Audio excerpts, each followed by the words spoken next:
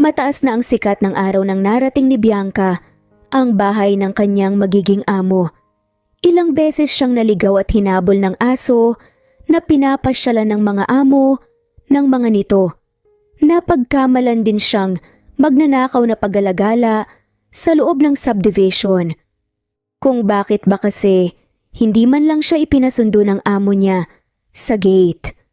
Gayong alam naman nitong bawal ang paggala sa lugar dahil mahigpit ang security at bawal din magpapasok ng tricycle dahil ang lahat ng nakatira doon ay may mga sasakyan at tanging taxi lang ang pinapayagan nilang pumasok sa loob ng subdivision. Hindi naman niya afford sumakay sa taxi dahil wala naman siyang pera. Ang pambili nga ng gamot ng nanay niya ay hindi niya alam kung saan kukunin. Mabuti na lang dahil nang nalaman ng tiyangkuring niya na natanggal siya sa trabaho, ay ipinasok siya nito sa dati nitong amo. Kailangan pa naman niya ng pera ngayon para sa may sakit na ina. Pagtapat ni Bianca, sa gate ay agad niyang pinindot ang doorbell. Makalipas ang ilang minuto, ay lumabas ang isang makisig at gwapong lalaki. Hello po. Ako po si Bianca. Ako po ang pamangkin ni Kuring. Pinapunta po niya ako dito para magtrabaho bilang kasambahay. Sa kabila ng pagod at malagkit na katawan, ay nakangiting pakilala ni Bianca sa kanyang sarili. Pasok.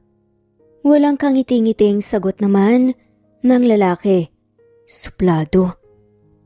Nakaingos na sabi ni Bianca sa sarili bago sumunod dito. Marunong ka bang maglaba? Maglinis? Magluto? Seryosong tanong ni Jerome. Para naman naiihi at hindi mapalagay si Bianca. Hindi kasi sinabi ng tiyahin niya na ganito pala kagwapo ang magiging amo niya. Hindi lang basta gwapo, kundi super gwapo. Pero mukha rin naman itong antipatiko at suplado. Hindi ma-imagine ni Bianca kung paano siya titira at magtatrabaho sa napakalaking bahay na ito na silang dalawa lang ang narito. Ayon sa tiyahin niya, ay sa ibang bansa nakatira ang mga magulang ng binata at ito lang ang naiwan sa Pinas dahil mas gusto nitong manirahan sa bansa at pangasiwaan ang kanilang mga negosyo. Miss, makikinig ka ba? Naiinis na untag ni Jerome sa dalagang nakatulala sa kanyang harapan. Po? Gulat at nalalaki ang mga matang tanong ni Bianca. Ang sabi ko kung nakikinig ka ba? Opo. Nakikinig po ako. Ano nga po ulit yung sinasabi niyo? Kumakamot sa ulo na sagot nga ni Bianca. Ang sabi ko, marunong ka bang maglaba, maglinis at magluto? Marunong ka ba ng mga gawaing bahay? Ulit na tanong ni Jerome pagkatapos magbuntong hininga. Opo, marunong po ako. Kaya ako po gawin ang lahat ng gawaing bahay. Proud na sagot pa nga ni Bianca matapos makabawi sa pagkapahiya. Good.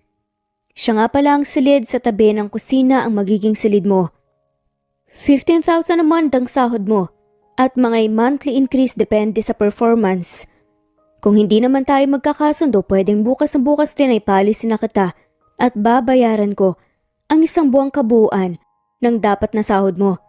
Seryosong paliwanag nga ni Jerome.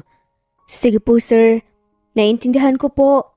Nasisiyahan na sagot naman ni Bianca. Para sa kanya ay malaki na ang 15,000.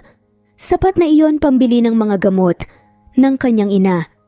Lihim ding natuwa si Bianca nang naisip na kahit pala pumalpak siya sa trabaho ay wala siyang dapat ipag-alala dahil may makukuha pa rin siyang pera. Pero ayaw naman niyang sayangin ang oportunidad na magkaroon ng trabaho na malaki ang sahod. Pagkatapos sabihin kay Bianca ang mga magiging trabaho nito, ay iniwan na siya ni Jerome. Kinabukasan, maagang gumising si Bianca at sinimula ng kanyang gawain. Nagluto siya ng almusal nang matapos, ay sinimulan na niya maglinis sa sala. Magandang umaga po sir. Nakangiting bati ni Bianca nang makitang bumaba ng hagdan ang amo. Good morning. Seryosong tugon ni Jerome.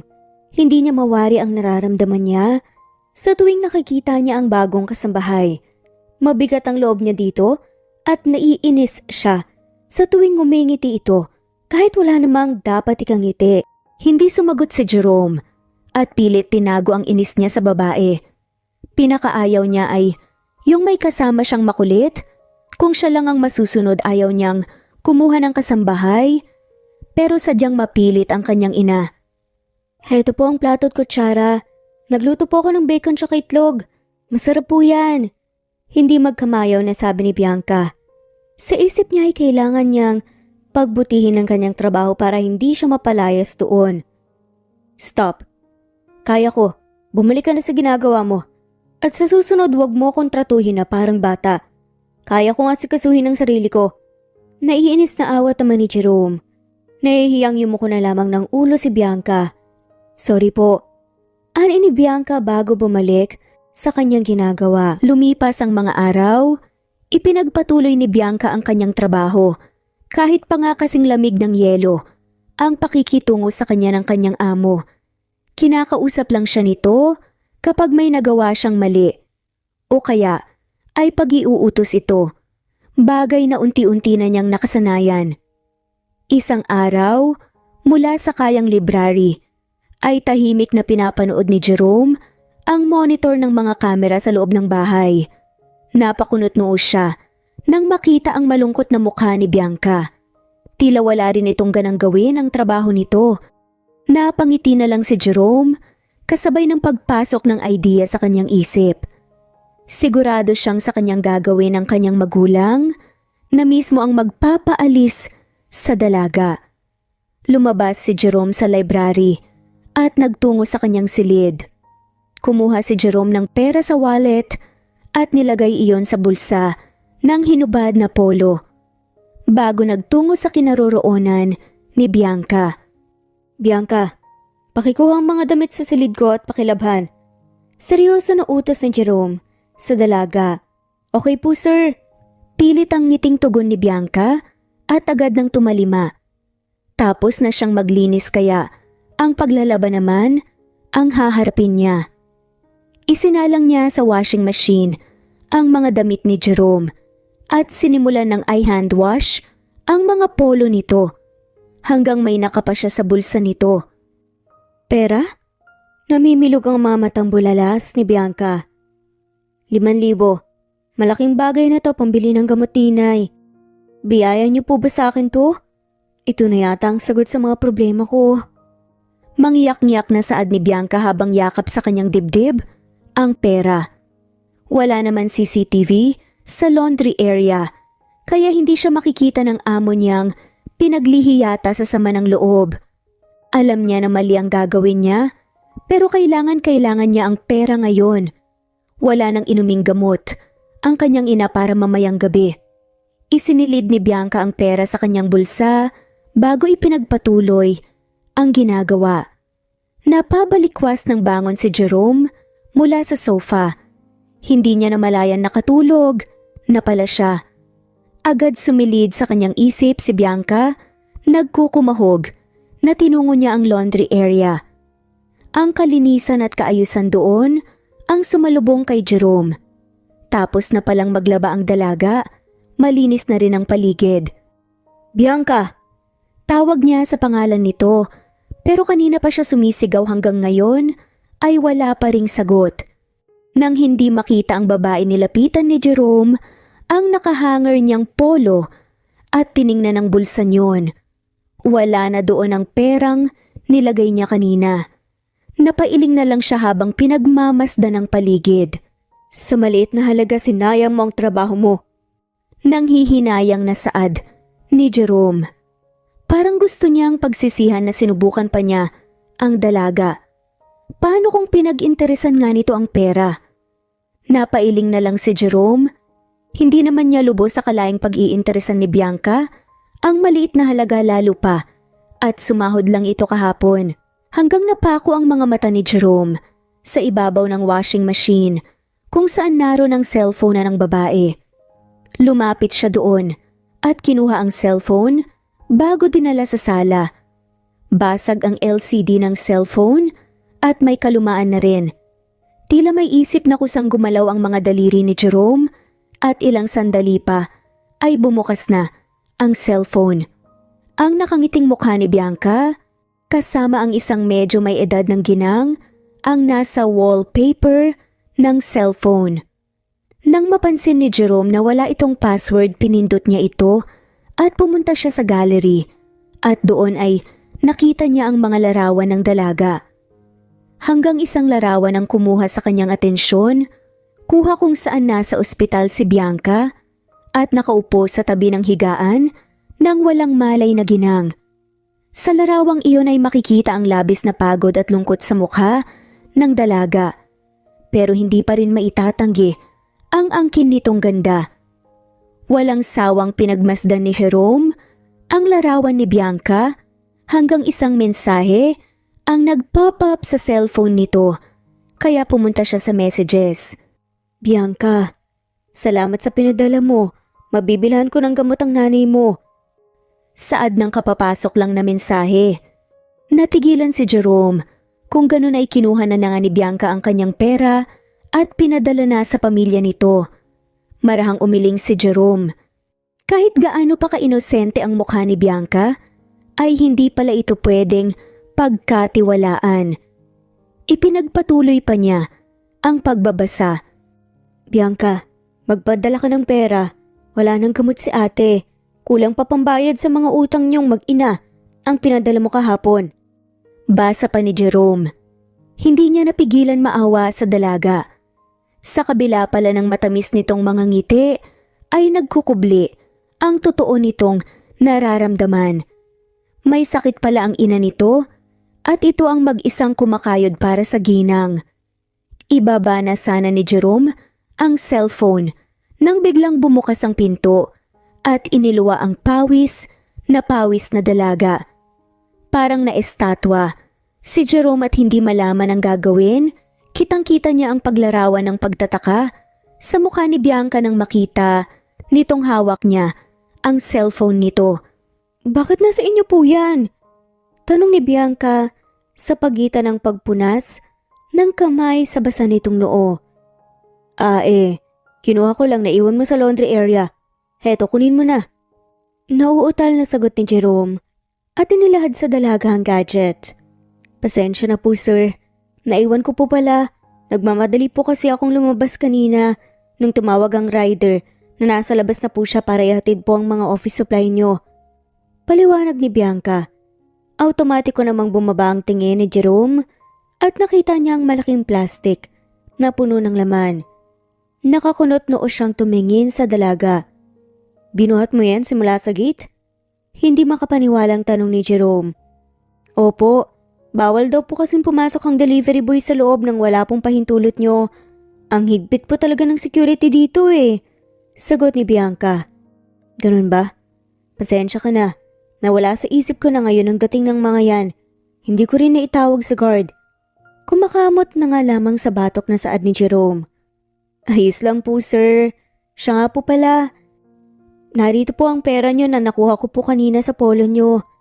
Ani ni Bianca at ibinalik sa lalaki ang mga papel na pera. Hindi mo ginastos? Hindi mapigil na bulalas ni Jerome. Hindi po. Hinanap niyo po ba ito sir? Pasensya na po Nagmamadali po kasi akong umalis kanina kaya nakalimutan ko pong tanggalin sa bulsa ko. Paliwanag ni Bianca. Hindi. Ayos lang. Alam mo, ibibigay ko naman talaga dapat sa'yo yan Bonus mo yan. Nakikita ko kasi kung gaano ka ka-dedicated sa trabaho kaya gusto kitang bigyan ng bonus. Pagsisinungaling na lamang ni Jerome. Agad namang naging maaliwalas ang mukha ni Bianca. Bonus po? Ang agap naman po yata ng pagbibigay niya ng bonus. Malayo pa pong Pasko Hindi lang naman tuwing Pasko pwedeng magbigay ng bonus. Hayaan mo mula ngayon dadalasan kong pagbibigay ng bonus sa'yo. Basta lagi kang masipag at hindi pasaway. Naku sir, hindi ko po ito matatanggap. Ani na lamang ni Bianca. Para sa'yo talaga yan. Alam kong kailangan mo ng pera. Huwag kang mag-alala. Bukal sa kalooban ko ang pagbibigay niyan sa'yo, isipin mo na lang na mula yan sa pagsusumikap mo sa trabaho. Pilit pa ni Jerome nang ibalik ni Bianca ang pera. Seryoso po ba talaga kayo? Sa akin na lang po ba talaga to? Hindi pa rin makapaniwalang tanong ni Bianca. Oo naman, para sa'yo talaga yan. Ali ni Jerome. Talaga po? Naku, maraming salamat po ah. Answered prayer po talaga kayo. Kailangan ko po kasi ng pera ngayon pambili po ng gamot ng nanay ko. Mabuti na nga lamang po at pinautang ako ng kaibigan ko kaya may napadala po ako kay tiyang pambili po ng gamot ni nanay. Salamat po talaga sir. May babalik ko na po ang perang inutang ko. Mangiyak-ngiyak pa nga sa tuwa na sagot naman ni Bianca at hindi napigilang yumakap sa amo. Hindi naman malaman ni Jerome kung ano ang gagawin. Pakiramdam niya, nakuryente siya sa simpleng pagdikit ng kanilang mga balat. Naku, sorry po. Sobrang saya ko lang po talaga dahil makababayad na po ako ng utang ko. Dumaan ang mga araw. Naging mas maayos ang pagtatrabaho ni Bianca sa bahay ni Jerome. Maging ang pakikitungo nito sa kanya ay nagbago. Naging mabait at malalahanin nito. Isang umaga katatapos lang magluto ng almusal ni Bianca nang pumasok si Jerome sa kusina. Good morning. Nakangiting bati nga nito. Good morning din po. Tamang-tama po ang dating nyo, ready na po ang agahan nyo. Masayang sagot ni Bianca. Kung ganun kumain na tayo. Ho? Ako po sasabay sa inyong kumain? Nagugulahang tanong nga ni Bianca. Oo, may problema ba? Wala naman po pero hindi po ba nakakahiya naman po sa inyo? Amo ko po kayo at kasambahay niyo lang po ako. Nanliliit sa sariling wika ni Bianca. Lang? Huwag mong nilalang ang trabaho mo. Malinis at marangal ang trabaho ng pagiging kasambahay. Maswerte ang mapapangasawa mo dahil marami kang alam gawin sa loob ng bahay. Tiyak na alagaan mo ng maayos ang magiging pamilya pagdating ng araw. Mahabang linya nga ni Jerome habang hindi kumukurap na nakatingin kay Bianca. Agad namang nag-init ang magkabilang pisngi ng dalaga sa narinig. Halika, kain na tayo. Wika ulit ni Jerome bago kumuha ng plato at kubyertos na para sa kanilang dalawa. Salamat po. Mahigit isang buwan na nga siyang naninilbihan sa binata pero ngayon lang niya ito nakasabay kumain. Hindi pa rin siya makapaniwala sa biglang pagbabago ng pakikitungo nito sa kanya. Kamusta na pala ang nanay mo? Tanong ni Jerome nang nasa kaligitnaan na nga sila ng pagkain. Medyo maayos na po ang lagay niya. Ang sabi po ng doktor, malaki po ang posibilidad na bumalik po sa dati si nanay. Siya nga po pala. Maraming salamat po dahil sa perang binigay niyo sa akin na bayaran ko na po ang mga kaibigan ko. Pasasalamat ni Bianca. Wala yon. Sabihan mo lang ako kung kailangan mo ng tulong para sa nanay mo. Willing akong tulungan ka. Nako, hindi na po kailangan. Sapat na po sa akin ang ginawa niyo. Nakakahiya naman po sa inyo. Nahihiyang wika pa ni Bianca. Hindi na nga sumagot pa si Jerome at nagpatuloy sa kanyang pagkain. Nang matapos ay tumayo na nga ito at bago pa man tuluyang lumabas, sa kusina ay muli itong humarap kay Bianca. Bianca, gusto mo bang dalawin ng nanay mo ngayon? May lakad kasi ako ngayon at madadaanan ko ang lugar niyo. Pwede kitang ibaba doon kung gusto mo. Talaga po? Sige po. Namimiss ko na rin po kasi si nanay eh. Masayang tugon nga ni Bianca.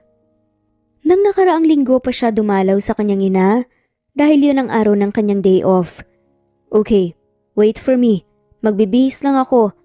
Ani may maamong tupa na paalam ni Jerome. Masiglang tinapos ni Bianca ang pagliligpit sa kusina. Nang matapos ay nagpalit na nga siya ng damit pangalis. Sir, dito na lang po ako. Wika ni Bianca nang tumapat ang kotse ni Jerome sa makitid na eskinita papasok sa looban kung saan naroon ang kanilang bahay. Sigurado ka? Bakas ang pag-aalala sa mukha na tanong ni Jerome nang makitang ilang kalalakihang nag-iinuman sa gilid ng makitid na daan. Opo, huwag po kayong mag-alala. Kahit ganyan po ang mga tao dito, mababait po ang mga yan. Isa pa, kilala naman po nila ako dito eh. Sagot ni Bianca nang mabasa ang laman ng isip ng amo. Kahit na, Iba pa rin ang nag-iingat, ihahatid na kita sa inyo. Kasya naman dumaan ng sasakyan dyan eh. Hindi na po kailangan, sir. Nakakahiya naman po sa inyo. Marumi po ang paligid sa amin at saka barong-barong lang po ang bahay namin. Natatarantang pigil pa ni Bianca sa lalaki. Hindi importante sa akin yun. Ang sa akin lang, ihitad ka ng ligtas sa nanay mo. Gusto ko nga din palang makilala ang magulang mo. Ani ni Jerome at nagsimula ng imaniobra ang sasakyan. Wala nang nagawa pa si Bianca. Kahit nahihiya siya sa binata, sigurado siyang pag-chismisan siya ng kanyang mga kapitbahay pag nakita ng mga tong hinatid siya ng nakakotse. Ituro mo na lang sa akin kung alin ang bahay niyo. Ani ni Jerome.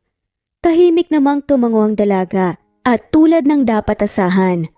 Habang binabagtas ni Bianca at Jerome ang daan patungo sa kanilang bahay, kitang-kita ni Bianca ang naglalakihang mata ng kanyang mga kapitbahay habang sinusundan ng tingin ang kotse ni Jerome at pilit na aninag kung sino ang sakay nito.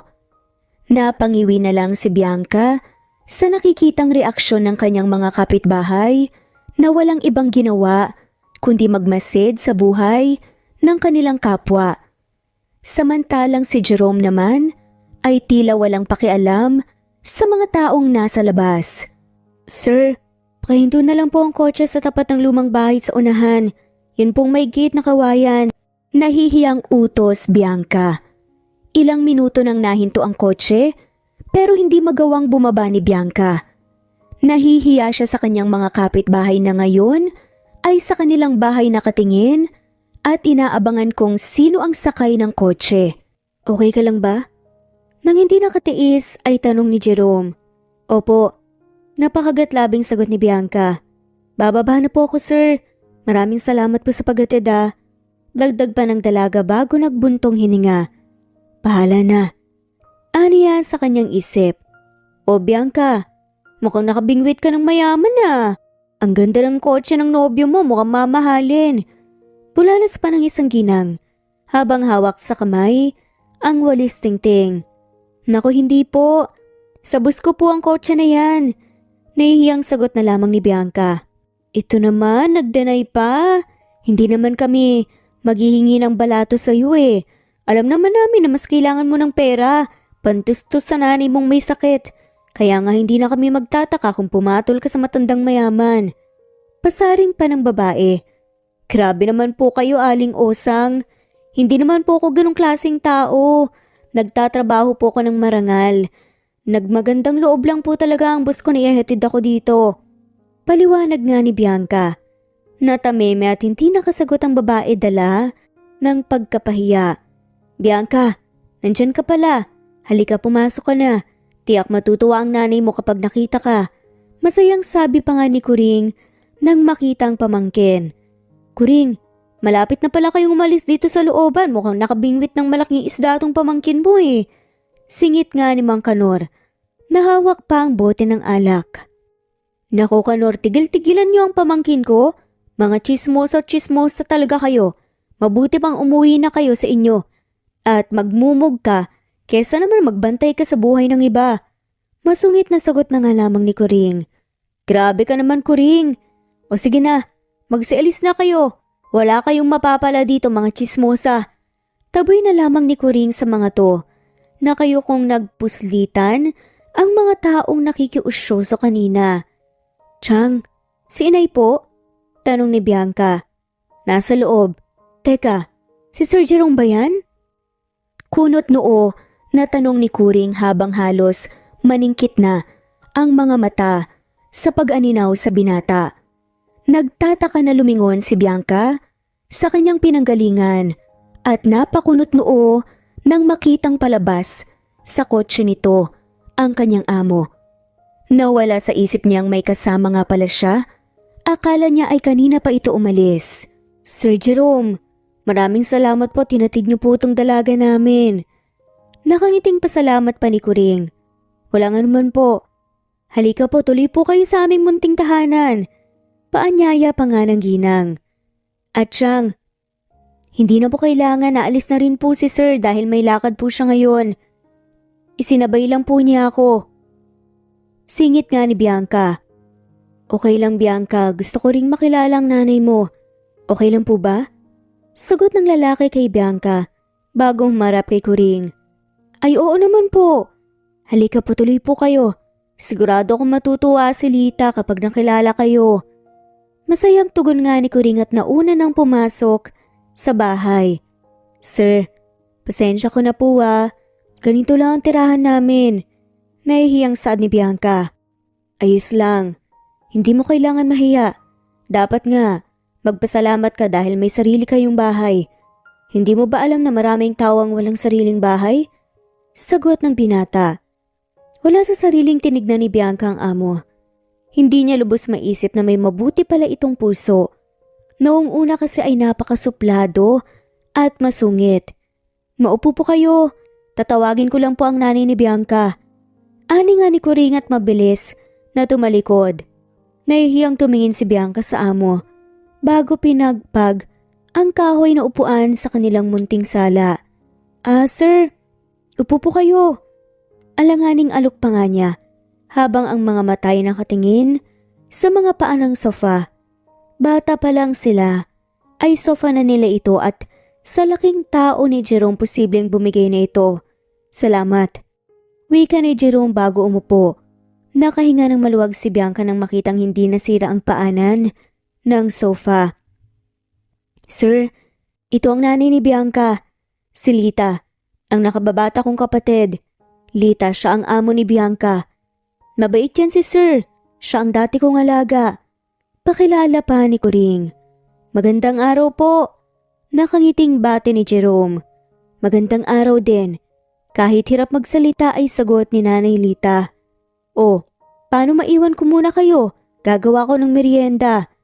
Paalam naman ni Tiya Kuring. Pagkatapos ng mahigit isang oras na pagkikipagkwentuhan sa ina at tiyahin ni Bianca, nagpaalam na nga rin si Jerome na aalis. Maraming salamat po sir. Masayang wika ni Bianca matapos siyang bigyan ng kanyang amo ng ilang araw na leave sa trabaho. Ako ang dapat magpasalamat sa iyo dahil sa kabila ng kalagayan ng nanay mo, mas pinili mong magtrabaho sa bahay at pagsilbihan ako. Paano alis na ako? Sunduin na lang kita pagbalik ko. Paalam nga ni Jerome. Mamayang gabi ang flight nito at nagpa siya itong sa bahay muna nila magstay si Bianca para alagaan ang kanyang ina.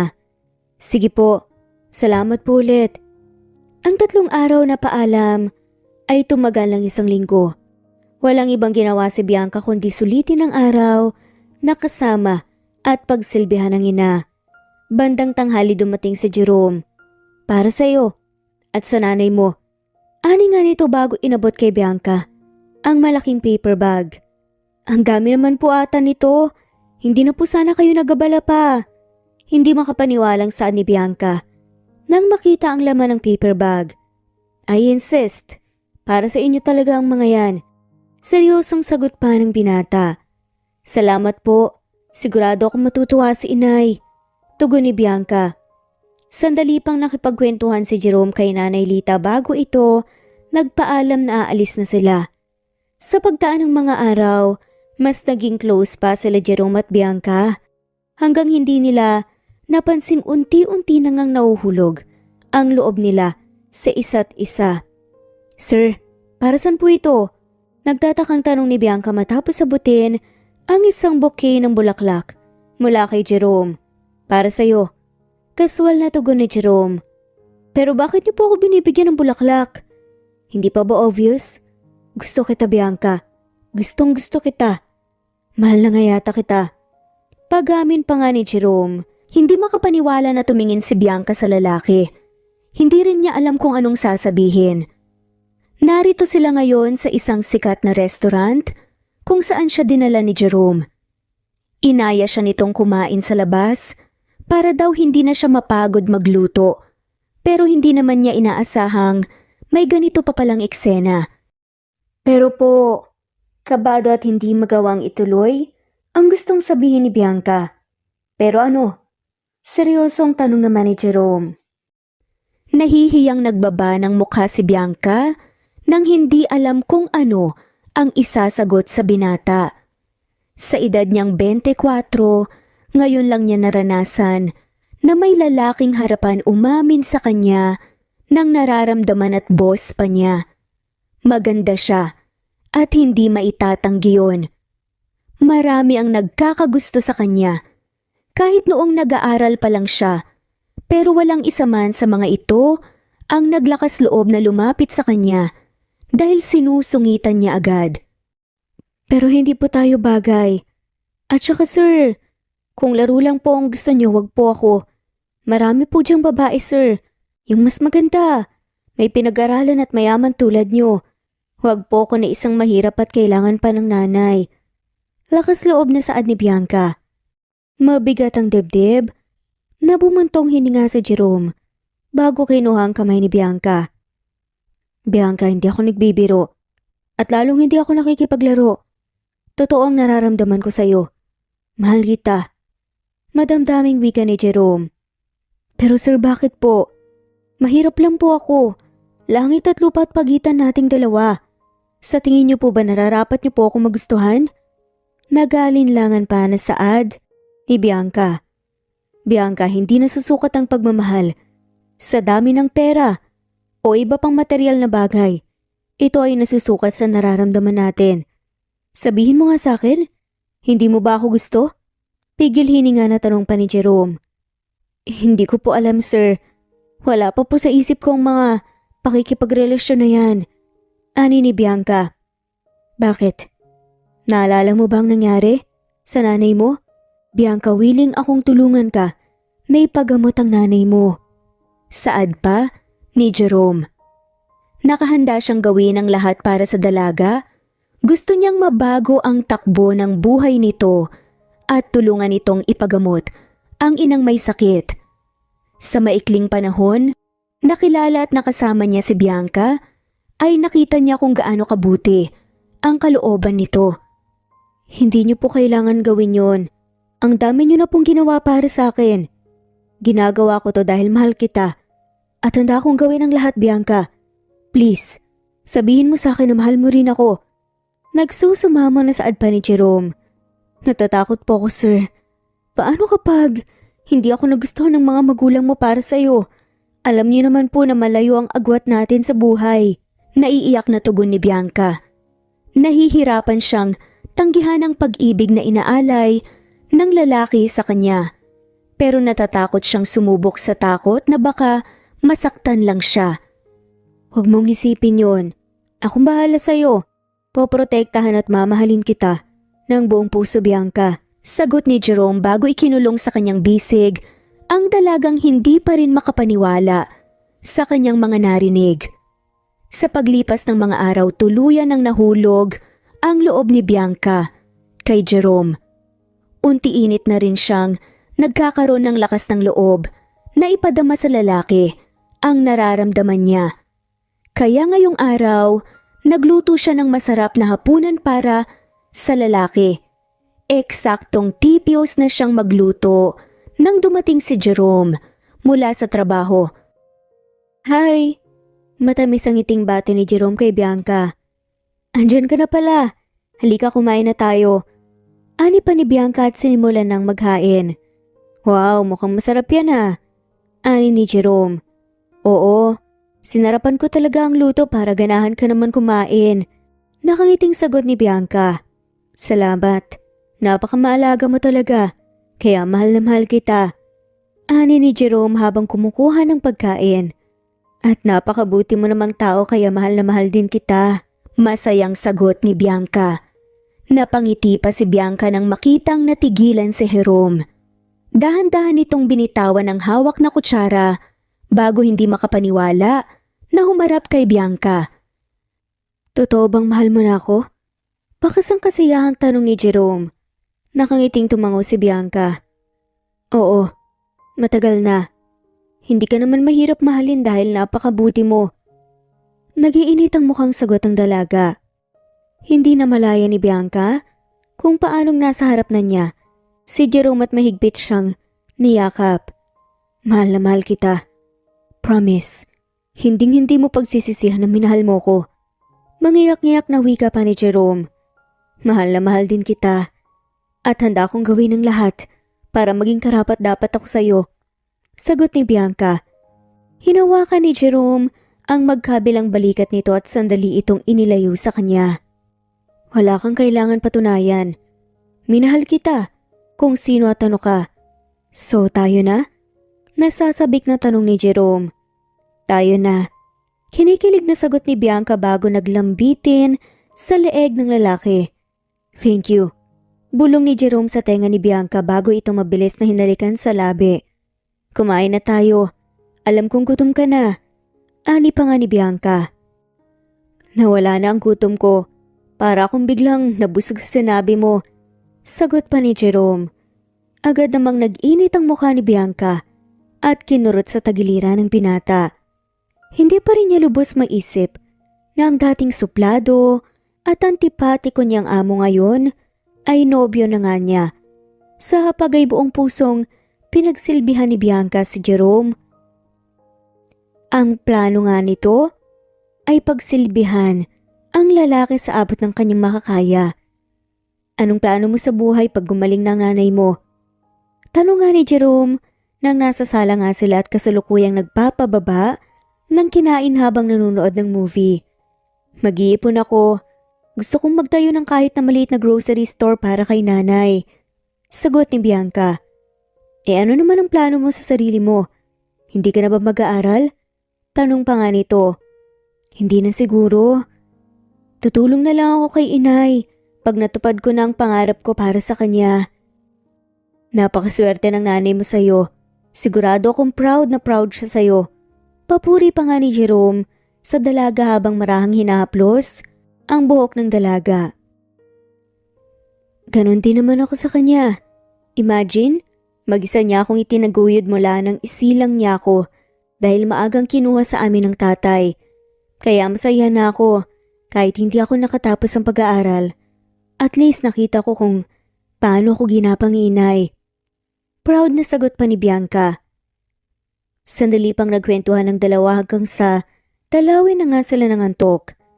Nagpatuloy ang paninilbihan ni Bianca kay Jerome. Ganon din ang kanilang relasyon. At sa bawat pagdaan ng araw, mas lumalim pa ang kanilang nararamdaman para sa isa't isa. Bianca, baka bukas o makalawa dumating sila mama. Isang gabi habang naghahapunan, saad ni Jerome. Ha? Sana sinabi mo nang mas maaga para makapaganda ako. Natataranta pa nga, nasagot ni Bianca. Kanina lang din sila tumawag, huwag kang mag-alala. Mabait naman ang mga yun. Sigurado akong magugustuhan ka nila.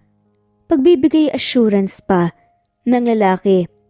Kahit na, nakakahiya pa rin. Paano kapag nalaman nila ang relasyon natin? Kinakabahang tanong nga ni Bianca. Ipapaalam ko naman talaga sa kanila ang tungkol sa atin kapag narito na sila.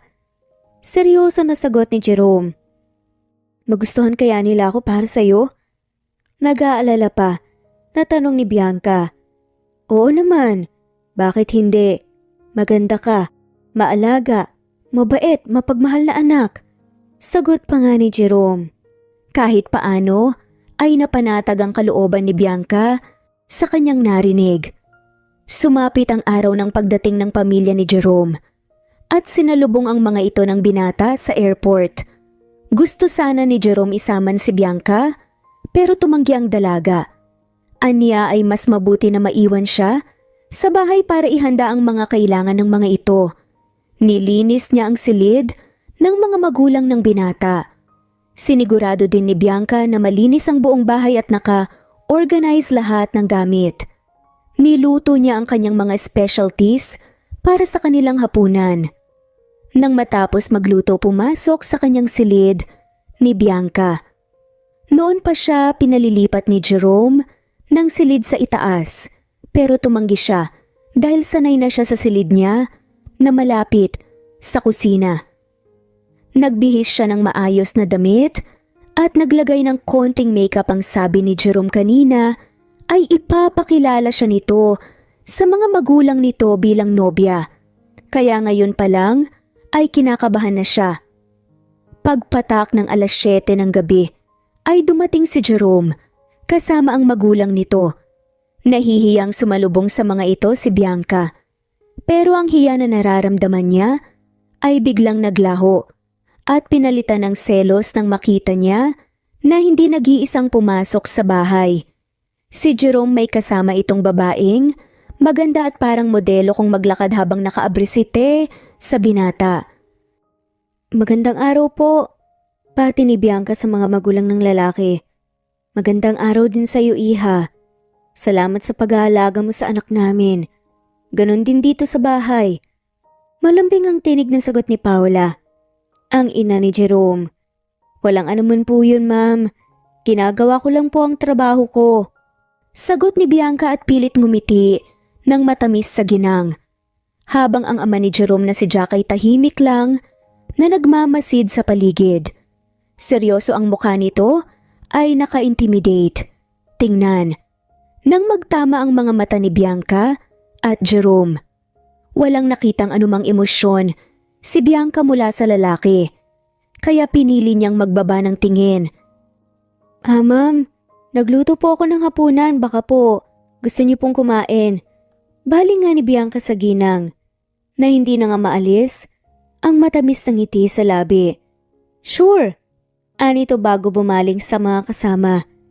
Nauna na nga si Bianca sa kusina at pilit na pinipigilan ang sariling lumingon sa nobyo. "Is she your maid?" Narinig pa niyang tanong ng babaeng, parang tuko kung dumikit kay Jerome. Tinalasan ni Bianca ang kanyang pandinig, pero wala siyang narinig na sagot mula sa binata.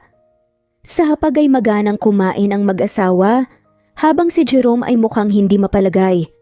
"Hindi nabanggit sa amin ni Jerome na masarap ka palang magluto." Sa pagitan ng pagkain ay saad ni Paula. Hindi pumayag ang ginang na hindusa sabay sa kanilang kumain si Bianca. "Hindi naman po. Natutunan ko lang po ang lahat ng yan sa nanay ko." Proud pero nahihiyang sagot nga ng dalaga. "Tita, masyado naman yatang busy si Jerome para bigyan pa ng pansin ang kasambahay niya." Singit naman ang babaeng nagngangalang si Thea. Nasaktan man, sa sinabi nito pinili ni Bianca ang ikubli ang kanyang nararamdaman. "Hindi lang kasambahay si Bianca dito. She is my..." Singit din ni Jerome pero hindi nito natapos ang sasabihin dahil nagsalita ang ama nito. "Kamusta ang kumpanya?" Malamig na tanong ni Jack. "Mabuti naman po, Dad. Maraming investors ang gustong mag-invest sa kumpanya natin." Sagot ni Jerome. "Good.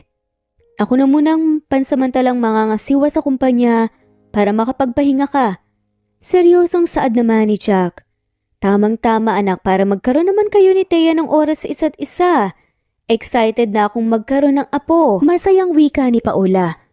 Natigilan naman si Bianca at nasaktan sa kanyang narinig kung ganun ay mayroon palang ibang karelasyon si Jerome. Pero bakit pinaibig pa siya nito? "Ma, alam mo naman pong wala po kong oras para dyan." Seryosong saad ni Jerome bago tumingin kay Bianca. Sinikap ni Bianca ignorahin ang kanyang mga naririnig at binuhos ang kanyang atensyon sa pagkain. "Tita, baka naman nape-pressure na sa atin si Jerome." Singit ni Thea. "Hindi na bumabata ang anak ko, Thea. Sa edad niyang 29, aba dapat lang na magkaroon na siya ng nobya. Ewan ko ba sa bataan to kung bakit wala man lamang pinakilalang babae sa akin." Nagre-reklamong saad ni Paula. "Don't worry, tita. Malapit nang mangyari ang mga gusto niyo. Hindi ba, Jerome?" Malambing na sagot ni Thea bago humarap sa binata at hinaplos ang braso nito. Hindi sumagot si Jerome, ayaw niyang paasahin ng babae. "Hay naku, iha. Magdilang anghel ka sana. Gustong gusto ko nang mag-alaga ng apo." Mayabang nang ngumisi si Thea habang si Bianca ay nanatiling nakayuko sa kanyang pagkain. Pagkatapos kumain ng mag-anak, nagtungo ang mga ito sa terrace para doon ipagpatuloy ang kanilang masayang kwentuhan habang umiinom ng alak. Si Bianca ay naiwan sa kusina at siyang nagliligpit ng kanilang mga pinagkainan. Malapit na siyang matapos sa kanyang ginagawa nang pumasok si Jerome. Isang mabilis na sulyap ang ginawa ni Bianca bago ipinagpatuloy ang ginagawa. Isang mabigat na paghinga naman ang pinakawalan ng binata bago naglakad palapit sa kasintahan. "I'm sorry." Hinging paumanhin ni Jerome at tumayo sa likuran ni Bianca. Hindi naman nag-abalang humarap sa lalaki si Bianca. Sa halip, mas pinagtuunan niya ng pansin ang ginagawa at binilisan ng pagkuskus sa mga baso na hinuhugasan. "Bianca, please. Kausapin mo naman ako. I said I'm sorry." Nagsusumamo na sa adulet ni Jerome. Pinitawan ni Bianca ang ginawa at saka hinarapang binata. "Sorry saan? Sa panuloko mo sa akin? O dahil ginawa mo lang akong pagpalipas oras? Bakit hindi mo sinabi na may nobya ka na pala? Bakit pinaglaruan mo ang nararamdaman ko sa'yo? Jerome, nagpakatotoo ako sa'yo. Minahal kita ng sobra pero bakit ganito lang ang ginanti mo sa akin?" Hindi mapigilang umiyak na tanong ni Bianca. "Teka lang Bianca, mali ang iniisip mo. Okay, wala akong ibang nobya, ikaw lang. At hindi rin kita niloko at pinaglaruan. Alam mo kung gaano kita kamahal." Natataranta na sagot pa ni Jerome. "Paasahin mo na naman ba ako? Ayan na nga oh, humingi ka na nga ng tawad. Alam mo madali lang naman sa akin ang patawarin ka kung aamin ka." Sagot ni Bianca at tuluyan ang hinarap si Jerome. Sumandal siya sa gilid ng lababo at tuon kumuha ng lakas. "Bianca, humihingi ako ng tawad dahil hindi ko natupad ang pangako ko na ipakilala ka sa magulang ko. Hindi ko rin alam na kasama nila si Thea at mas lalong hindi ko siya nobya." Nahihirapang paliwanag ni Jerome. "Pero siya ang gusto ng mga magulang mo para sa'yo. Sa bagay, sino pa naman ang aayaw sa kanya, di ba? Maganda siya. Mayaman at higit sa lahat matalino. Sino ba naman ako kung ikukumpara sa kanya? Wala lang naman, di ba? Kasambahay lang ako.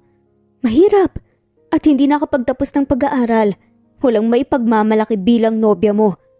Nasasaktan na ani ni Bianca. Inisang hakbang ni Jerome ang pagitan nila ng kasintahan at saka mahigpit na niyakap ito. "Huwag kang mag-isip at magsalita ng ganyan, Bianca. Sorry, hindi ko alam na ganyan pala ang nararamdaman mo pero hindi totoo yan. Mahal na mahal kita at proud na proud ako sa'yo." Nahihirapang wika ni Jerome. "Kung mahal mo ko, bakit hindi mo ko magawang ipakilala sa mga magulang mo katulad ng pinangako mo sa akin? Bakit? Nahihiya ka ba sa kanila? Dahil ba wala akong may pagmamalaki?" Masama pa rin ang loob na tanong ni Bianca. Umiling na hinaplos ni Jerome ang buhok ng dalaga. "Kumukuha lang ako ng tiyempo. Nakita mo naman, di ba? Puro kumpanya ang laman ng isip ni Papa. Si Mama naman babae. Bianca, napapagod din ako. Sana hayaan mo naman na ikaw ang maging pahinga ko. Huwag kang mag-alala. Lahat gagawin ko para umiwas kay Thea, pangako." Ani pa nga ni Jerome at lalo pang isinubsob ang muka sa leeg ng dalaga. "Talaga? Iiwasan mo siya? Hindi ka ba na-attract sa kanya? Napakaganda niya, ang kinis, at ang puti pa ng kanyang balat. Hindi mo ba talaga ako ipagpapalit sa kanya?" Nawawalan ng tiwala sa sariling tanong ni Bianca. "Kahit kailan at kahit kaninong babae hindi kita ipagpapalit. Ikaw lang ang mamahalin ko habang buhay." Puno ng pagmamahal na sagot naman ni Jerome. Pakiramdam ni Bianca ay nalulunod siya sa magagandang salitang binibitawan ng kanyang kasintahan. Kahit paano ay lumuwag ang kanyang dibdib. Pero hindi niya naiwasab maawa kay Jerome. Nakikita niyang pressure na rin ito sa mga bagay na gusto ng mga magulang ito para dito. Sa kawalan ng sasabihin ni Bianca, mahigpit niyang niyakap ang binata. "I'm sorry kung pinabigat ko ang damdamin mo. Hayaan mo, mula ngayon mas lalawakan ko na ang pag-unawa ko." Sad pa ni Bianca habang hinahaplos ang likod ng binata. "Salamat. I love you." Sagot ni Jerome. "I love you too." ani Bianca. At siya na ang kusang humalik sa mga labi ng kasintahan. Ang mabilis lang sana na paglalapat ng kanilang mga labi ay pinigilan ni Jerome. At mas hinapit pa nito ang katawan ni Bianca palapit sa kanya. Nagpatuloy sila. Sa kanilang paghahalikan wala pa sana silang balak pakawalan ang isa't isa. Pero narinig nila ang pagpasok ng kung sino sa kusina. Tikim nga ni Thea sa likuran ni Jerome. Automatiko naman na naghiwalay ang dalawa, pero nanatiling yakap ni Jerome ang bewang ni Bianca. I'm sorry, naistorbo ko ata kayo. Makikita ang bakas ng selos sa mukha na saad ni Thea. Hindi sumagot si Jerome kaya si Bianca ang sumagot sa babae. Pasensya ka na sa nakita mo, may kailangan ka po ba? Nahihiyang tanong ni Bianca bago binaklas ang mga kamay ng binata sa kanyang katawan at bahagyang lumayo dito. Mataray siyang tiningnan ni Thea bago binalik ang tingin kay Jerome, nanoy nasa bulsa na ang mga kamay. Si Jerome ang kailangan ko. Kanina pa hinihintay ni Tito ang alak. Wika ni Thea bago matalim na umirap kay Bianca. Napakagatlabi naman at nagbaba ng tingin si Bianca. Sige, susunod na ako. Sagot ng binata pero hindi pa rin umalis si Thea, kaya napilitan itong umalis. Paano, iwan na muna kita? Pagkatapos mo dyan, magpahinga ka na. Alam kong pagod ka. Malambing pangbilin ni Jerome kay Bianca bago mabilis na ginawaran ng halik ang noo ng dalaga. Pagkatapos kunin ang alak sabay nang lumabas sa kusina sila Jerome at Thea. Bago tuluyang lumayo isang matalim na tingin, ang iniwan ni Thea kay Bianca. Napailing na lang si Bianca bago huminga ng malalim. Alam niya at nararamdaman niyang totoo ang pagmamahal ni Jerome sa kanya at ayaw niyang pagdudahan pa iyon o pag-isipan ng hindi maganda ang kasintahan para sa ikakatahimik ng kanilang relasyon. Dumaan ang mga araw, naging abala si Jerome at ang kanyang pamilya sa pamamasyal kung saan-saan kasama si Thea. Palagay naman ang loob ni Bianca dahil madalas tumawag sa kanya ang kasintahan at palagit nitong pinapaalam sa kanya kung nasaan ang mga ito at kung ano ang ginagawa. Hanggang matapos ang bakasyon ng mga ito at umuwi ng bahay. Pero kahit nasa bahay na si Jerome, hindi pa rin nakakapag-usap sila Bianca at ang binata dahil madalas itong kasama ng ama nito sa kumpanya. Narinig din ni Bianca na may bagong negosyong bubuksan ang mga ito. Isang araw, habang abala sa kusina, hindi inaasahan ni Bianca na kakausapin siya ni Paula.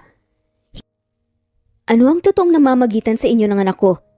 Seryosong tanong ng ginang habang nasa likuran nito si Thea na nakataas ang kilay. Ma'am, dahil sa takot ay tanging nais na tinig ni Bianca. Bakit hindi mo sabihin kay tita ang mga nakita kong sweetness sa inyo ni Jerome? May pagyakap at halikan pa kayo? Mataray na patutsyada ni Thea. Mamang totoo po niyan. May relasyon po kami ni Sir Jerome. Nililigawan po niya ako at sinagot ko na rin po siya. Nauutalat na kayo kung paliwanag pa ni Bianca. At naniwala ka naman. Ang bata talagang yun. Hindi nag-iisip. Minsan ginagawa lang niyang biro ang mga ganitong bagay. Umiiling na komento naman ni Ma'am Paula. Hindi naman malaman ni Bianca kung ano ang dapat maramdaman ng mga oras na iyon. Isa lang ang sigurado siya. Hindi siya gusto ng ginang para sa anak nito. Mahigpit niyang pinigilan ang pagpatak kanyang mga luha sa harap ng dalawa. Kaya kung ako sa'yo, tapusin mo na ang ugnayan niyo. Wala kang mapapala, Bianca. Masasaktan ka lang. Mataray na, sabi ni Thea. Nagpipigil ng galit na tumingin si Bianca kay Thea, pero nagkinisian lang siya nito at pinagtaasan ng kilay. Sige na, bumalik ka na sa ginagawa mo. Utos pa ni Ma'am Paula kay Bianca. Nang sumapit ang gabi, magpapahinga na dapat si Bianca nang marinig niya ang pagdating ni Jerome. Naghintay siya, napuntahan siya ng binata pero dumaan na ang 30 minutos ay wala pa rin ito. Kaya nagpasya siyang puntahan ito sa silid nito. Kailangan niyang makausap ang kaisantahan, miss na rin niya ito. Pero nasa bungad pa lang ng kusina si Bianca nang natigilan siya at hindi makagalaw. Pakiramdam niya ay namanhid ang buo niyang katawan nang makita ang isang pares na naghahalikan habang magkayakap sa kusina. Nang makabawi, sa pagkabigla sa halip na lumapit sa dalawa at kumprontahin ang kasintahan, mas pinili ni Bianca na bumalik sa kanyang silid. Sinikap niyang tatagan ang sarili at huwag makagawa ng anumang ingay. Nang matagumpay siyang makapasok sa kanyang silid, agad niyang nilock ang pinto. Nangihinang sumandal si Bianca sa pinto at hinayaan ang sariling umiyak. Nang pakiramdam niya ay bibigay na ang kanyang mga tuhod, lumapit siya sa kanyang kama at isinubsob doon ang kanyang mukha at tuluyang pinakawala ng impit niyang pag-iyak. Hindi maipaliwanag ni Bianca ang sakit na nararamdaman niya ng mga sandaling iyon. Alam niya na ayaw sa kanya ng mga tao sa bahay na iyon at ang nag-iisang taong minahal niya at nangakong puprotektahan siya ay siya pa palang unang mananakit sa kanya. Nang kumalma, tumayo si Bianca at nilikom ang kanyang mga gamit. Isinilid niya iyon sa kanyang bag at iniwan ang mga gamit at damit na si Jerome ang bumili. Samantalang itinulak ng malakas ni Jerome si Thea nang makabawi siya sa pagkabigla. Papunta dapat siya sa kanyang nobya nang harangin siya nito kanina. Anito ay gusto lang nitong formal na magpaalam sa kanya dahil bukas ay aalis na ito. Pinaunlakan naman niya ito at sandali pa silang nag-usap. Inamin na din niya kay Thea na may nobya na siya at si Bianca iyon. Maayos naman nitong tinanggap ang lahat, kaya nagulat siya at hindi agad nakakilos nang bigla siya nitong kabigin at halikan sa labi. "Bakit mo kinalikan?" Iritableng tanong ni Jerome at nandidiring pinahid naman ang kanyang kamay ang sariling labi. "It's a goodbye kiss. Matagal na naman bago tayo magkita ulit." Matamis ang ngiting sagot ni Thea bago umalis nga ito. Lalong ikinainis tuloy ng binata. "Kahit na, hindi mo dapat ginawa yun. Paano kapag may nakakita sa atin dito?" Galit na sagot pa nga ni Jerome at inilibot ang mata sa paligid. Kahit papaano nakahinga siya ng maluwag nang hindi makita sa paligid ang kasintahan. "Wala naman ibang makakakita sa atin dito maliban sa nobya mo katulong. Huwag mong sabihing natatakot ka sa kanya." Sagot ni Thea bago nang aakit na pinanglandas ang daliri sa dibdib ng binata. "Umalis ka na." Mariing utos nga ni Jerome. "Fine." Siya nga pala, kanina ka pa hinihintay ni tita, may kailangan daw kayong pag-usapan. Ani ni Thea habang may naglalarong ngiti sa labi. "Susunod ako." Sagot ni Jerome bago naglakad palapit sa silid ni Bianca. "Mas uunahin mo pa talaga ang babaeng yan kaysa sa nanay mo na kanina pa naghihintay sa'yo." Inis na saad nga ni Thea. Ang sanay dapat paglapit ni Jerome sa silid ni Bianca ay hindi niya na ituloy ng maalala ang naging pag-uusap nila ng kanyang ina kanina. Nasa opisina pa siya nang tumawag ito at sinabing puntahan niya ito sa silid nito dahil may importante silang pag-uusapan. Isang sulyap sa nakapinid na pinto ng kasintahan ang ginawa ni Jerome bago siya tuluyang nagtungo sa silid ng ina. "Ma," tawag ni Jerome sa ina. Naabutan niya itong katayo malapit sa bintana ng silid nito at nakatingin sa malayo. "Andyan ka na pala. Buti at pinuntahan mo ko." Nakangiting sagot ni Paula na agad namang lumingon sa anak. "Ma, anong pag-uusapan natin?" Tanong ni Jerome. "Maupo ka muna." Ani ni Paula at itinuro sa anak ang couch na nasa kanyang silid. "Aalis na bukas si Thea, anak. Wala ka ba talagang nararamdaman para sa kanya?" Seryosong tanong ni Paula nang pareho na silang nakaupo. "Ma, matagal ko nang sinagot ang tanong na yan sa'yo. Hindi po si Thea ang tipo ng babaeng gusto ko." Sumasakit ang ulong sagot ni Jerome. "Pero bakit, anak? Mabait si Thea. Maganda at edukada, wala ka nang hahanapin pa sa kanya. Maraming lalaki dyan ang nagkakandara pa sa kanya pero bakit ikaw ayaw mo siya? Nagtataka na tanong pa ng ginang. Katulad po ng sinabi ko, hindi si Thea ang babaeng gusto ko. Napakalayo niya sa tipo ng babaeng pangarap kong makasama. Ulit nga na sagot ni Jerome. At sinong gusto mo? Ang maid mo? Anak, baka nabibigla ka lang. Baka masyado lang kitang na-pressure. Kaya akala mo, siya na ang gusto mo dahil siya ang laging nandyan para sa'yo. Hindi makapaniwalang saad ni Paula. Ma, alam ko po kung anong nararamdaman ko para kay Bianca. Mahal ko po siya. Matapang na sagot ni Jerome. Pero anak, bakit siya? Nalilitong bulalas pa ni Paula. Bakit hindi ma? Dahil ba kasambahay siya? At nanggaling sa maralitang pamilya? Ma, hindi po sa yaman o taas ng pinag-aralan na susukat ang totoong pagmamahal. Maring sagot ni Jerome. Oo, alam ko. Pero baka problema lang ang dala niya sa'yo. Lalo pa't magkaiba kayo ng pananaw sa buhay. Pagpipilit pa ng babae. Matanda na po ako at alam ko na ang ginagawa ko. Anak, pag-isipan mo itong mabuti. Problemadong ani ni Paula. Mamahal ko po si Bianca. Akala ko ba excited kayong magka-girlfriend ako at bumuo ng sarili kong pamilya? Pero bakit ngayon mukhang tutol kayo?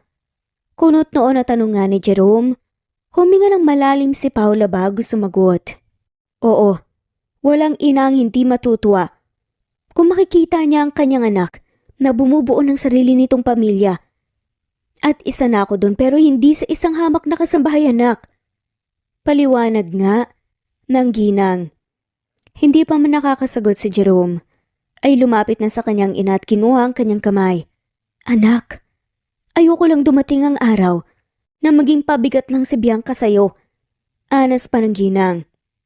Kung mangyari man yun ma, wala kayong dapat alalahanin pa dahil problema ko na po yun. At kahit anuman po ang kahinatnan ng relasyon namin, nakahanda po akong parindigan si Bea dahil mahal na mahal ko siya. Sagot ni Jerome. Bago nga tuluyang lumabas ng silid. Sa pinto ng silid ng ina, nakasalubong niya si Thea. Malungkot itong tumingin sa kanya habang may luha sa mga mata. Tita, umiiyak na tawag nga ni Thea sa ginang. Agad naman lumingon si Paula at sinalubong ang dalaga. Hindi na niya kailangan pang magtanong kung bakit. Base sa pag-iyak ni Thea sigurado ang ginang na narinig nito ang pag-uusap nilang mag-ina. I'm sorry, iha, pero hindi ko pwedeng pilitin ang anak ko na magustuhan ka. Ani ni Paula habang hinihimas ang likod ng dalaga. Alam ko po tita. Matagal ko na pong alam na hindi niya ako magugustuhan. Masakit lang po dahil umasa ako na isang araw mapapansin niya ako. Napabuntong hininga na lang si Paula at ginantihan ang yakap ng babae. Samantalang sa halip na puntahan si Bianca, sa silid nito, sa kanyang silid dumiretso, si Jerome. Pagkatapos nilang mag-usap ng kanyang ina, ngayon niya naramdaman ang matinding pagod mula sa maghapon niyang trabaho. Inisip din niya na baka sa mga oras na ito ay natutulog na ang kasintahan. Ayaw naman niyang sirain pa ang tulog nito dahil alam niyang pagod din ito sa maghapong gawaing bahay. Kinabukasan, sikat na ang araw nang gumising si Jerome. Excited siyang bumangon at nagtungo sa kusina para makita ang kasintahan pero laking gulat niya nang ang kanyang ina at si Thea ang naabutan niya doon. Good morning ma. Bati niya sa ina bago humalik sa pisngi nito. Good morning iho. Umupo ka na malapit nang matapos itong niluluto namin ni Thea. Agad namang sumunod si Jerome sa ina at gumawa ng sarili niyang kape. Ma, bakit po pala kayong nagluluto? Si Bianca po, nakita niyo po ba? Nagtataka tanong ni Jerome nang hindi nakita ang kasintahan. Nagkatinginan si Thea at si Paula bago sabay, nagkibit balikat. Ay, hindi ko pa siya nakikita anak baka natutulog pa. Sagot ni Paula. Biglang kinabahan si Jerome at mabilis na tumayo at saka nagmamadaling nagtungo sa silid ni Bianca. Nasanay na si Jerome na sa mga oras na ito ay nagtatrabaho na si Bianca, pero ngayong umaga ay kakaiba. Pagdating ni Jerome, sa silid ng kasintahan malakas at sunod-sunod, nakatok ang ginawa niya sa pinto. Nakailang katok na siya, pero wala siyang nakuhang sagot. Bianca, gising ka na ba? Mula sa labas ng silid ay tawag ni Jerome. Nakailang tawag pa si Jerome, pero wala pa ring sagot mula sa dalaga, kaya kinutuban na siya ng hindi maganda. Bianca, buksan mo ang pinto, kundi sisirain ko to. Nauubusan ng pasensya na banta ni Jerome. Nang wala pa ring sumagot, kinuha niya ang susi ng silid at binuksan ang pinto. Agad tumambad sa kanyang harapan ang malinis na silid ng dalaga, ganun din ang higaan nitong hindi man lang nagulo. Pakiramdam ni Jerome ay napuno ng hangin ang kanyang dibdib. Lumapit pa siya sa cabinet at sabay binuksan ang dalawang pinto nito at napatayo ng tuwid ang binata nang makitang wala na roon ang ibang gamit ni Bianca at ang tanging iniwan nito ay ang mga regalo niya dito. Nasaan ka, Bianca? Naguguluhan na bulalas ni Jerome. Nagmamadaling lumabas sa silid ang binata nang maalala ang tiyahin at ang ina ni Bianca. Saan ka pupunta? Tarong ni Paula nang makitang nagmamadali ang anak. Umalis si Bianca, ma. Pupuntahan ko muna sa kanila. Sagot naman ni Jerome na hindi nag-abalang lumingon sa ginang. Pero mamaya na ang alis ni Thea. Hindi ka man lang ba sasama sa amin sa paghatid sa kanya? Pahabol ang tanong pa ni Paula. Sandaling tumigil si Jerome bago hinarap ang ina. Hindi ako sasama, ma. Hanapin ko si Bianca. Sagot nga ni Jerome bago tuluyang umalis. Kumain ka na muna. Hindi ka pa rin nagkakape. Habol pa ni Paula.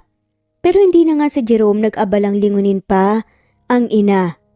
Paglabas ni Jerome sa kanilang bahay, agad siyang sumakay sa kanyang kotse at nag-drive palayo. Naku sir, kakailis lang po ni Bianca eh. Dito po siya natulog kagabi, oras na ng gabi. Dumating ang sabi, umalis na raw po siya sa inyo. At gusto daw po niyang mag-apply dyan sa bagong bukas na pabrika dahil mag-aaral daw po siya ulit. Sagot ni Aling Kuring na siyang inabutan ng binata sa bahay. Ganun po ba? Pakisabi na lang po na pumunta ako. Ani nga ni Jerome at nagabot pa ng pera sa babae bago nagpaalam na umalis. Lumipas ang 1 linggo, kahit paano ay nalibang si Bianca sa kanyang bagong trabaho, kaya hindi niya masyadong iniisip si Jerome. Hindi rin siya makapaniwala sa mga nangyayari sa kanya ngayon. Ang bilis niyang natanggap sa pabrika at binigyan agad siya ng posisyon. Ginawa siyang secretary ng kanilang boss, pero 1 linggo na siya sa trabaho ay hindi pa rin niya nakilala ang kanilang CEO. Hindi pa ito pumapasok, kaya wala pa siyang gaanong ginagawa. Pagsapit ng 6:00 ng gabi, pinili ni Bianca na maglakad na lang pauwi. Gusto niyang makapag-isip at malibang. Malapit lang naman sa kanilang bahay ang kanyang pinagtatrabahuan. Habang naglalakad si Bianca, sinisipa niya ang mga bato sa kanyang nadaraanan. Inaatake na naman siya ng kalungkutan at labis na pananabik sa kasintahan. Kahit pa nga sinaktan nito, ang damdamin niya ay hindi niya magawa ang kalimutan nito.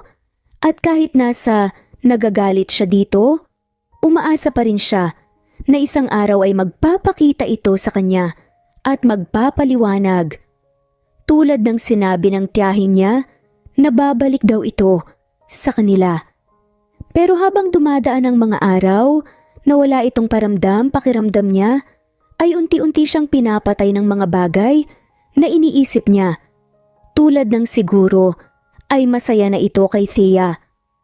Masakit man isipin, pero baka nga palipas oras lang siya ni Jerome.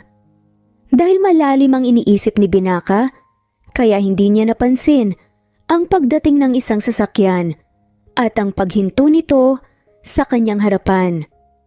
Nagulat pa ang dalaga kasabay ng malakas na pagtibok ng kanyang dibdib nang makilala ang sakay niyon. Walang iba kundi ang lalaking laman ng kanyang isip, si Jerome. Anong ginagawa mo dito? Nauutal nga na tanong ni Bianca. Pwede ba tayong mag-usap? Seryosong sagot ni Jerome. Wala tayong dapat pag-usapan. Bumalik ka na sa nobya mo at tantanan mo na ako. Sagot ni Bianca na biglang sumiklab ang galit. Bianca, please. Malamlam mga mamatang pakiusap ni Jerome. Umalis ka na. Wala tayong dapat pag-usapan. Ani ni Bianca. At hanggang iiwas na nga sa lalaki pero maagap siyang hinawakan ni Jerome sa braso. Bitawan mo ko. Galit na singhal ni Bianca sa binata at agad binawi ang braso. Pero sa halip na bitawan, lalo pang hinigpitan ni Jerome ang hawak sa dalaga. Hindi nagtagal ay naramdaman ni Bianca ang pag-angat ng kanyang mga paa sa lupa. Nanlalaki ang mga matang pumiksi siya. Ibaba mo ako, ano ba? Galit na sigaw ni Bianca. Mag-usap lang tayo sandali. Tugon ni Jerome at parang sako ng bigas na pinasan sa kanyang balikat ang babae. Ano ba? Saan mo ba ako dadalhin ha? Balungkot ka na naman. Kaya ako na naman ba ang gagawin mong pampalipas oras? Halos mangiyak-ngiyak pa sa galit na tanong ni Bianca. Ipinasok muna siya ni Jerome sa passenger seat ng kotse bago ito sumagot. Mabilis lang to. May kailangan lang talaga akong linawin sa'yo. Sagot nga ni Jerome na kaagad nga. Nahabag sa anyo ng kasintahan. Naiinis na pinunasan ni Bianca ang kanyang muka saka matapang na humarap kay Jerome. Palabasin mo na ako dito. Kung ayaw mo, sisigaw talaga ako dito. Galit na banta niya pero nginisian nga lang siya ng binata. Sige, sumigaw ka kung gusto mong halikan kita. Sagot ni Jerome at nilibot ang mata sa paligid. Sinundan ni Bianca ng tingin ang tinitingnan ng binata at nakita niyang medyo marami ng tao sa paligid. Ang iba ay naghihintay ng masasakyan habang ang ilan ay naghihintay sa kanilang mga sundo. Napairap na lang sa ere si Bianca at hindi na kumibo. Mabilis naman lumipat sa driver's seat si Jerome at pinasibad ang sasakyan palayo. Anong ginagawa natin dito? Mag-uusap lang naman tayo, bakit nandito pa? Nainis na tanong ni Bianca. Nasa tapat sila ngayon ng isang mamahalin at prestigyosong restaurant. Kumain muna tayo, nagugutom ako. Nakangiting sagot naman ng lalaki. Kumain ka mag-isa, hindi ako nagugutom. Mataray na sagot ni Bianca. Sige, samahan mo na lang ako kumain. Ani Jerome at inalalayan ng dalaga papasok sa resto. Labis na pagkailang ang naramdaman ni Bianca nang makitang halos lahat ng customer na naroon ay sa kanila nakitingin. Napakagwapo kasi ng lalaki at napakakisig pa habang siya mukhang tsimay lang nito. Sinalubong sila ng waiter at dinala sa bakanteng mesa. Pasalamat na lang si Bianca dahil hindi sa matao sila nito dinala. Anong gusto mong kainin? Tanong ni Jerome. Busog pa ako. Ang gusto ko umuwi na at matulog. Nakairap na sagot nga ni Bianca. Don't worry, saglit lang naman tayo dito. Ihatid din kita agad pa uwi. Sagot ni Jerome bago inabalang sarili sa pag-order ng pagkain. Nang dumating ang order ni Jerome, hindi makapaniwala si Bianca sa dami ng pagkain sa kanilang mesa na dinala ng 3 waiter. Kung tatansyahin ay kasya na ito sa 7 tao. Parang ang dami naman ata niyan. Kaya mo bang ubusin lahat yan? Komento ni Bianca habang nakatingin sa mga pagkaing nasa harapan nila. Hindi niya napigilan ang panunubig ng kanyang bibig nang malanghap ang bangong aroma ng mga pagkain. Para sa ating dalawa yan. Sagot ng lalaki. Hindi nga ako kakain. Tanggi muli ni Bianca nang iabot nga sa kanya ni Jerome ang pinggan. Hindi natuloy ni Jerome ang sasabihin nang biglang tumunog ang tiyan ni Bianca. Nahihiyang nagbaba nang tingin ng dalaga ng magtamang kanilang mga mata. Kumain ka na, wag nang matigas ang ulo, pwedeng sabihin mo na hindi ka gutom pero halata naman sa sikmura mo. Saad ni Jerome. at siya na naglagay ng pagkain sa pinggan ni Bianca dahil sa gutom na nararamdaman. Walang pakialam na nilantakan ni Bianca ang pagkaing binigay ni Jerome hanggang hindi na niya namalayan kung gaano nakarami ang nakain niya. Nang nararamdaman na niya ang pagbigat ng kanyang tiyan, wala sa sariling tumingin si Bianca sa mesa. Nanlaki ang kanyang mga mata nang makitang nasaid nila ang maraming pagkain na kahain kanina. Ngayon na lang ulit ako nakain ng marami. Maya-maya pa isaad ni Jerome habang hinihimas ang tiyan. Hindi naman ito pinansin ng dalaga. Anong pag-uusapan natin?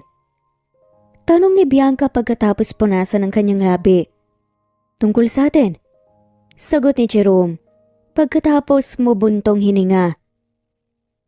Wala nang tayo. Hindi ka pa ba talaga masaya na may Thea ka na? May bahid ng sakit na bigkas pa nga ni Bianca. Ano bang sinasabi mo? Bakit nasali na naman si Thea dito? Hindi ba ikaw ang dapat magpaliwanag kung bakit bigla ka na lang umalis? Sa bahay? Nalilitong sagot ni Jerome.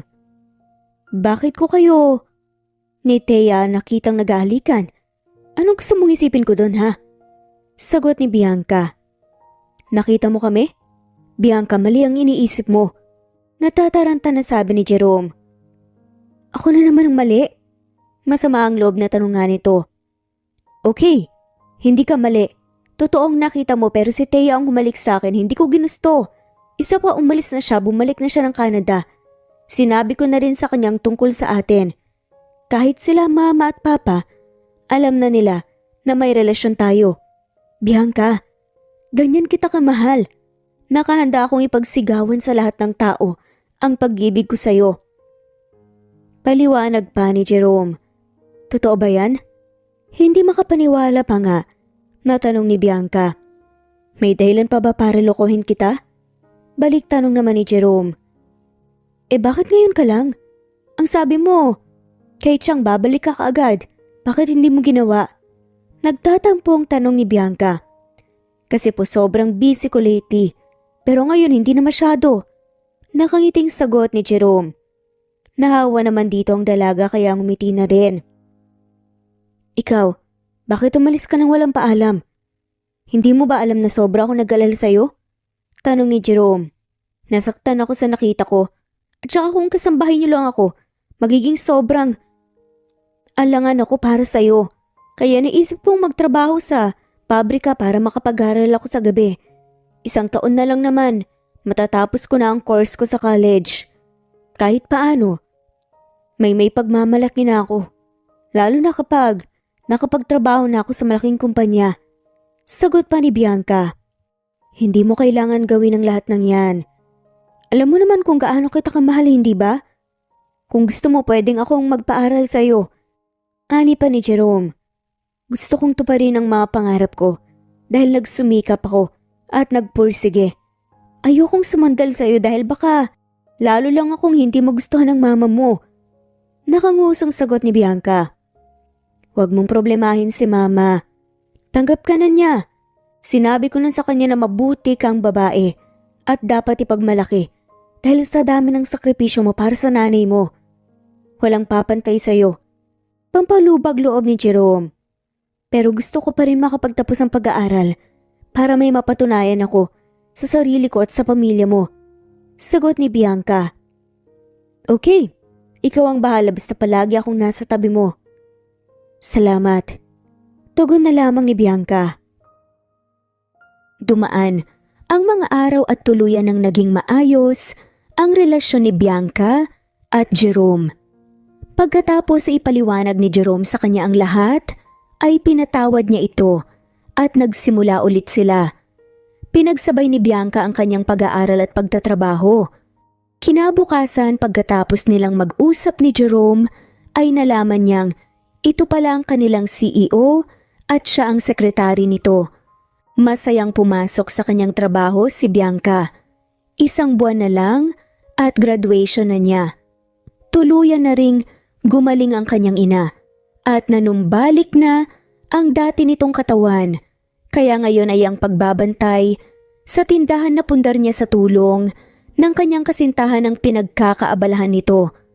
Naging maayos na rin ang relasyon nila ni Paula. Tanggap na nito ang relasyon nila ng anak. Good morning, sir. Bati ni Bianca sa lalaking nakaupo sa swivel chair nito. Good morning too. Cancel all my appointments for today.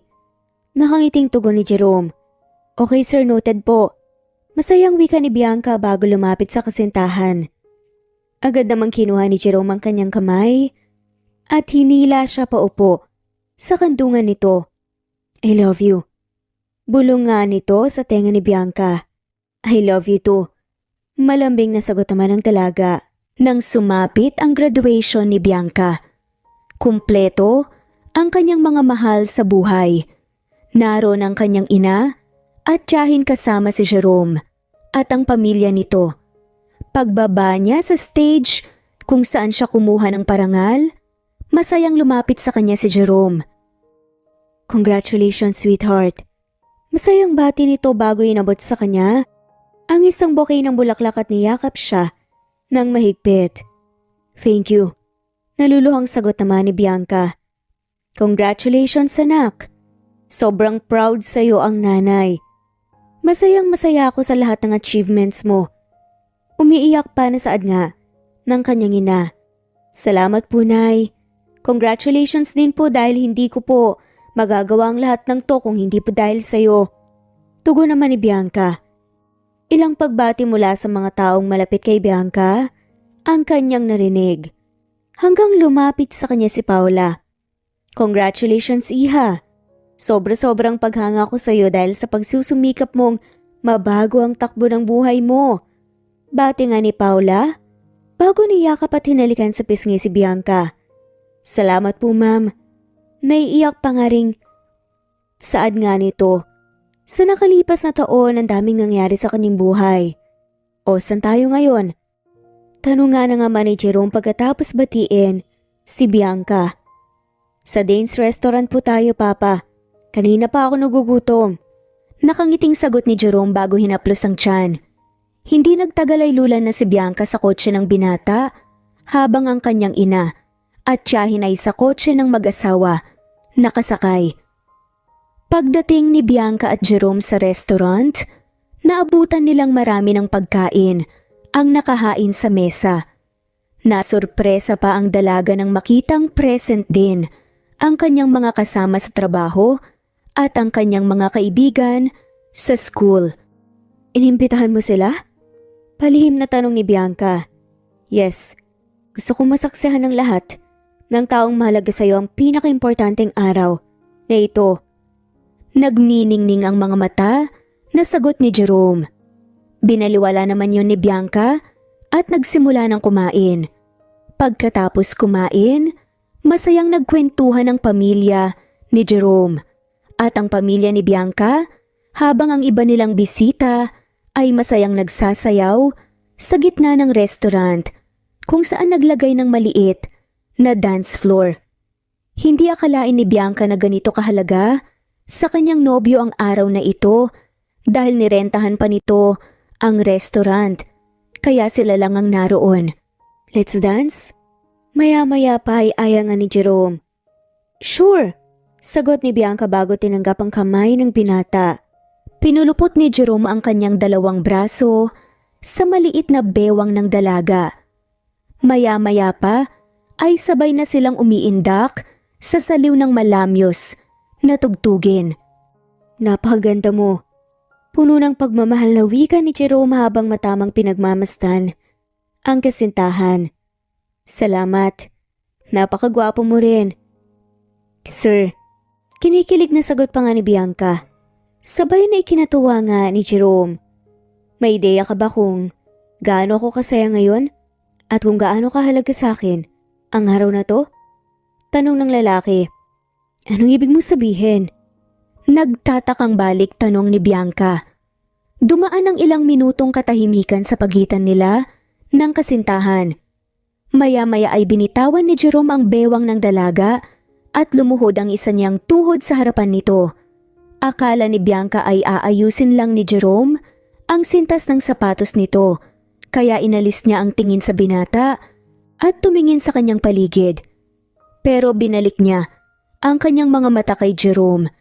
Nang makitang sa kanila, nakatingin ang kanilang mga kasama at makikita sa mukha ng mga ito ang tuwa at kilig. Natutop ni Bianca ang sariling bibig nang makita si Jerome na nakaluhod sa kanyang harapan. Hawak ang isang singsing na nakalagay sa kulay pulang kahita.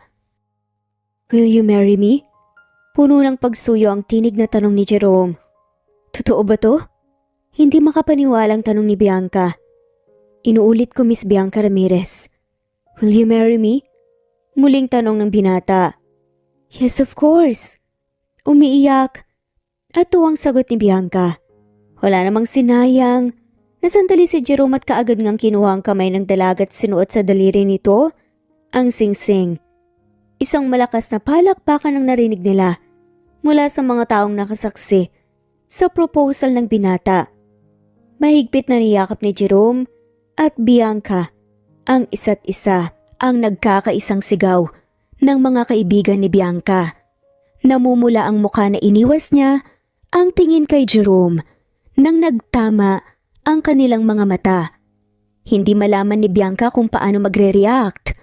Bago pa makapagsalita si Bianca, nararamdaman niya ang paghawak ni Jerome sa magkabila niyang pisngi at ang paglapat ng malambot nitong labi sa kanyang mga labi. Muling umingay ang paligid. "Thank you and I love you so much."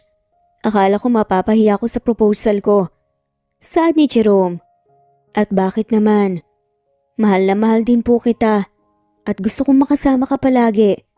Sagot ni Bianca. "Pangako, hindi ka magsisisi na minahal mo ko.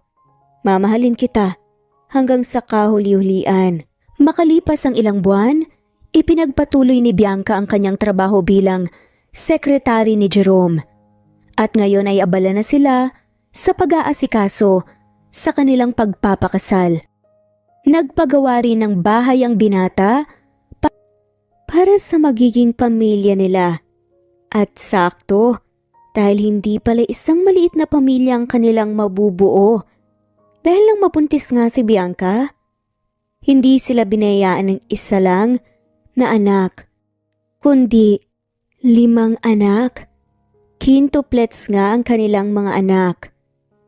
At pinapakita rin dito kung gaano nga ka-strong si Bianca dahil nakayanan nga niya ang pagbubuntis ng 5 at pagiging asawa at the same time.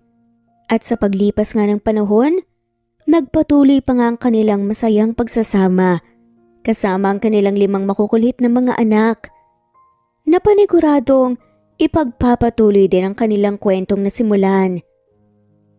Tama nga ang mga naging desisyon ni Bianca sa kanyang buhay. Pinapakita dito na dapat magsumikap tayo sa buhay para makamit natin ang tagumpay na ating inaasam kahit gaano pa kahirap at kahit may mga pagsubok pa, hindi lang para sa ating sarili, kundi para sa ating mga mahal sa buhay at sa mga darating pa na mamahalin natin sa ating buhay. At dito na nga po nagtatapos ang kwentong pagmamahalan ni Jerome at Bianca.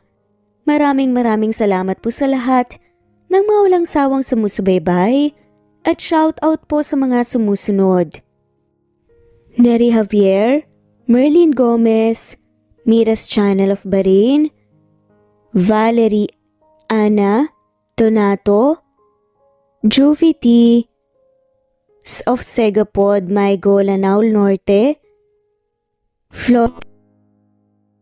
Eva Piliazar, Presbyteros Rose, Ostonalito Melds Nagales, Theodora Santos, Corazon Danque Fe Navarez, Rosemary Vasquez, Irene de los Reyes, Emily Kinlog, Annie Hoson, Angela Reyes, Emma Ruth Peniro, My Vlog TV, Justin, Susan Upaga, Teresa De Salisa, Mercy Villantes, Nelly Bose, Say, Fe Saniel, Solita Padis, Lovina Galang, Rosalie Magat, Helen Murillo, Meng, Agustina Aniceto, Carmias Tadan, Gloria Mayol, Jessica Vargas, Annalie Flor, Lovina,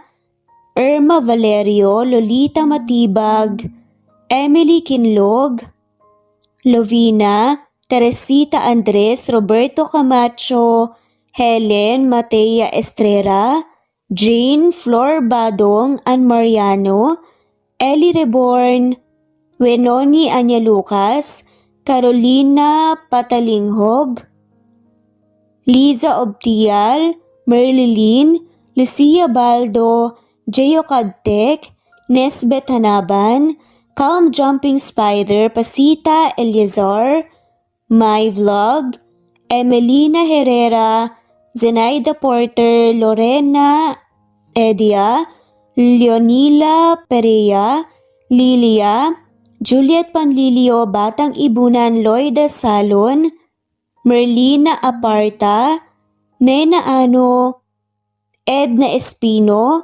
Jazel Faminia, Lina Cruz, Maria Luisa, Aurelio Jermia, Maria Merly Barogada, Presbyteros Rose, Donnie Pombo, Teresita Schmid, Merlin Bilbar, Salve Celes Chabidal, and Julieta Hermosura. Maraming salamat po sa lahat.